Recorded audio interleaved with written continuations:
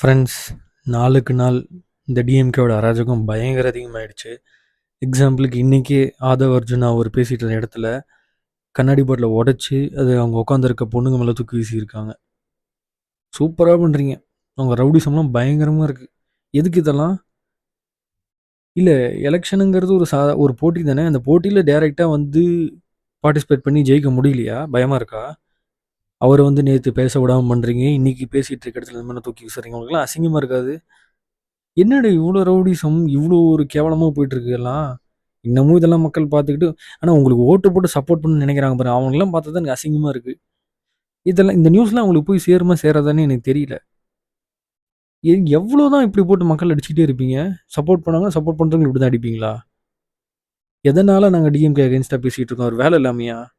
ஏன்னா அந்த கட்சியில் இருக்கவங்க எல்லாம் எவ்வளோ தப்பு பண்ணுறாங்க, அதனால தான் நாங்கள் இங்கே உட்காந்து பேசிகிட்டு இருக்கோம்.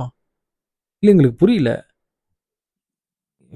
என்ன என்ன கருமம் நடந்துட்டு இருக்குங்கிறது இங்கே சத்தியமாக எனக்கு புரிய மாட்டேங்குது. கண்டிப்பாக எல்லாத்துக்கும் ஒரு நாள் நான் ஒரு நாள் எல்லாருமே அனுபவிக்க போறீங்க. யார் யார் இந்த மாதிரி கேவலமான வேலையெல்லாம் பண்ணிருக்கீங்களோ.